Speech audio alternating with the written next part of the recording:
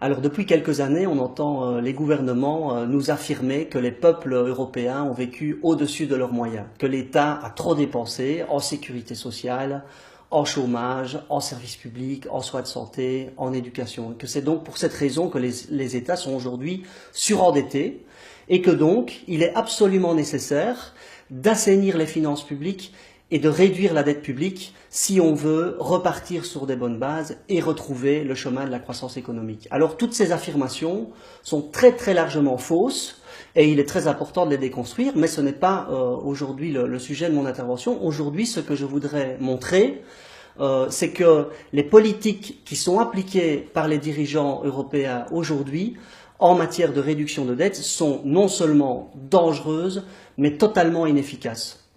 Alors, on peut résumer ces politiques par un petit schéma. Globalement, il y a 3 mesures que les gouvernements mettent en place aujourd'hui en Europe pour réduire la dette publique. Donc l'objectif est de réduire la dette publique et vous avez une première mesure qui est la plus logique, qui est celle de réduire les dépenses publiques. Évidemment, si on a un déficit et si les dépenses sont trop élevées par rapport aux recettes, la recette la plus facile pour réduire le déficit est de diminuer les dépenses. Et donc c'est ici qu'on voit que la réduction des dépenses publiques fait partie vraiment d'une des 3 mesures prioritaires, avec en fait un raccourci très important, la réduction des dépenses publiques provoquant automatiquement une réduction des déficits qui provoquera une réduction du taux d'endettement. Ça, c'est la première mesure. Et les 2 autres mesures, ce sont la réduction de ce qu'ils appellent le coût du travail et la réduction de la fiscalité des entreprises. Donc aujourd'hui,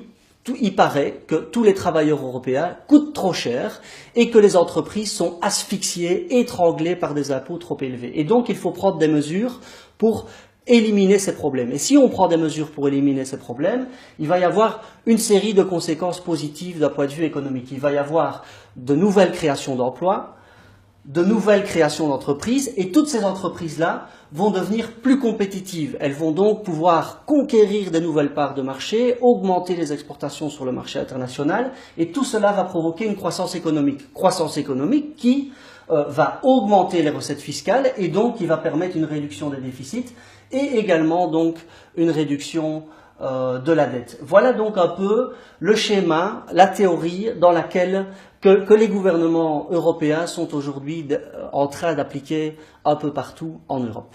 Mais le problème, c'est que ce n'est pas du tout cela qu'il se passe dans la réalité. Dans la réalité, il se passe tout autre chose. Alors, on peut le voir avec le deuxième graphique.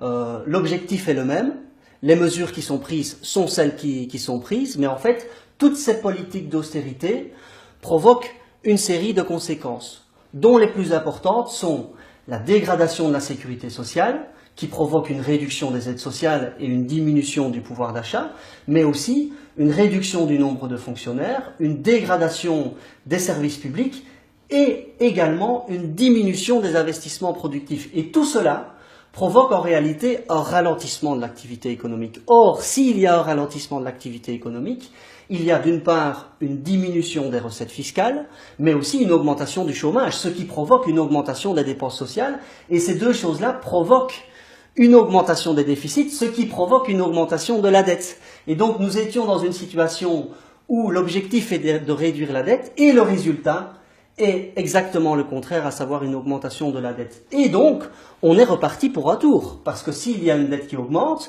les dirigeants européens peuvent dire la dette est trop élevée, et on repart pour plus de politiques d'austérité qui vont ne faire qu'une chose, aggraver la situation. Et donc, on est vraiment aujourd'hui dans un cercle vicieux de la dette et de l'austérité dont il faut absolument sortir.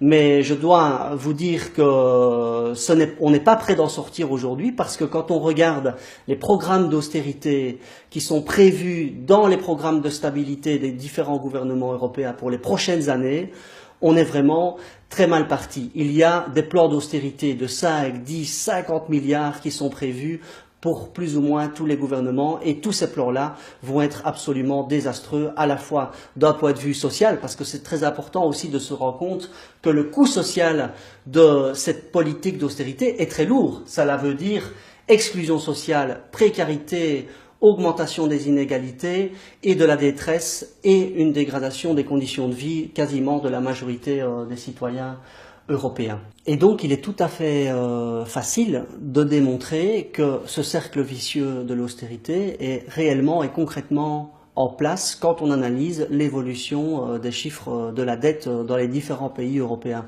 Alors, on peut en prendre un ou deux pour montrer, mais globalement, la logique est la même pour toutes. La France avait une dette en 2010 de 1600 milliards d'euros, soit 82,7% de son PIB. Elle a appliqué sur la politique, sur la période 2011-2013, 56 milliards de plans d'austérité pour réduire la dette. Quel est le résultat en 2013 ? 1925 de dette, à savoir une augmentation de 324 milliards plutôt qu'une diminution de la dette et une augmentation de 10,8% de son taux d'endettement par rapport au PIB. Et on peut prendre l'Espagne également, 645 milliards d'euros de dette en 2010, 70 milliards d'euros de plans d'austérité sur la période 2011-2013 et une augmentation de 315 milliards de dettes et de 32,2% de son taux d'endettement. La logique est la même partout et globalement on peut dire une chose qui est très simple, plus un pays applique de l'austérité, plus sa dette augmente.